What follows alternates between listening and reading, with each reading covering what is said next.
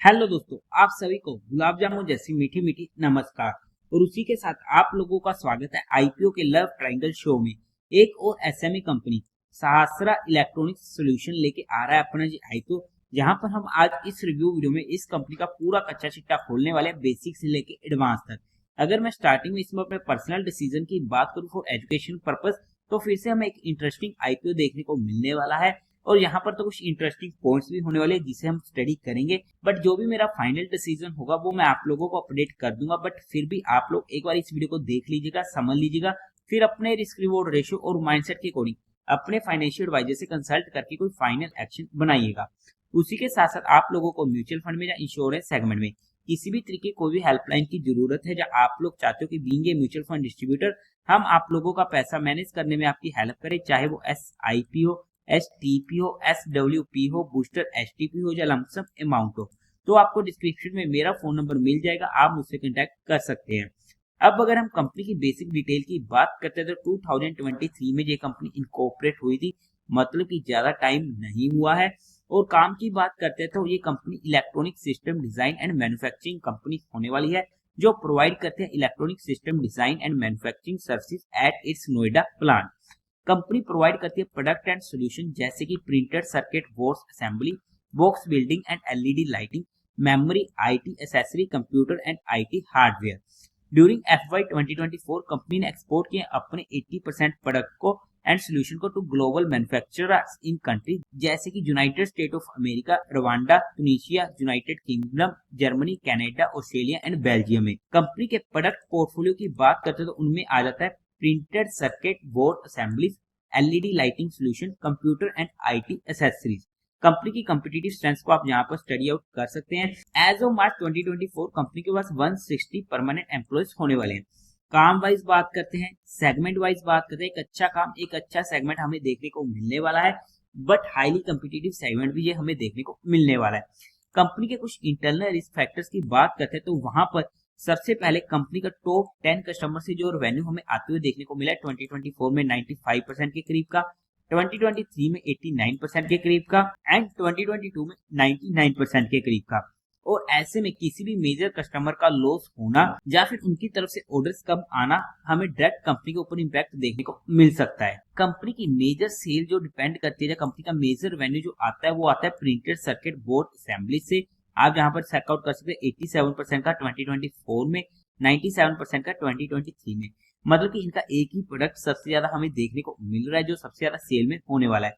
और ऐसे में किसी भी तरीके की दिक्कत आती है इस प्रोडक्ट में या सेल्स कम होती है तो उसका डायरेक्ट इंपैक्ट पड़ेगा कंपनी के ऊपर। कंपनी का मेजर रेवेन्यू जनरेट होता है एक्सपोर्ट से, आप चेकआउट कर सकते हो 83% के करीब का 2024 में, 98% के करीब का 2023 में एंड 2022 में 93% के करीब का।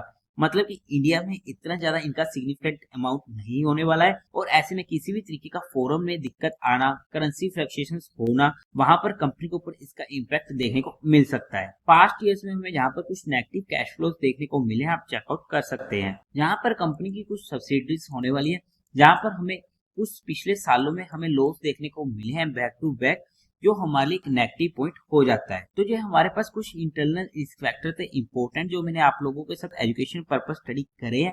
आप लोग बाकी इनके इंटरनल रिस्क फैक्टर को इनके DRHP में स्टडी आउट कर लीजिएगा। अगर हम कंपनी के टेंटेटिव टाइम टेबल की बात करते हैं तो ये IPO ओपन होगा 26 सितंबर को, क्लोज होगा 30 सितंबर को, अलॉटमेंट होगी 1 अक्टूबर को, रिफंड मिलने शुरू हो जाएंगे 3 अक्टूबर से और आपके अकाउंट में क्रेडिट हो जाएंगी शेयर फ्लोटेड 3 अक्टूबर को। लिस्टिंग डेट होगी 4 अक्टूबर की। फेस वैल्यू रहेगी 10 रुपीज पर शेयर की। प्राइस बैंड होगा 269 से 283 रुपीज पर शेयर का। लोट साइज होने वाला है 400 शेयर का। टोटल इशू साइज है 186.16 करोड़ का। ये था इस IPO में एक इंटरेस्टिंग पॉइंट कि IPO का साइज हमें काफी अच्छा देखने को मिल रहा है, तो ऐसे में हमें IPO मिलने की प्रोबेबिलिटी इंक्रीज हो जाती है। फ्रेश इशू रहेगा जिसमें से 172 करोड़ का और बाकी रिमेनिंग 14.15 करोड़ का होने वाला है OFS NSE के SME पोर्टल पर IPO लिस्ट होने वाला है। कोटा की बात करते हैं तो क्वालिफाइड का 50% का, रिटेल में 35% का और HNI में 15% का होने वाला है।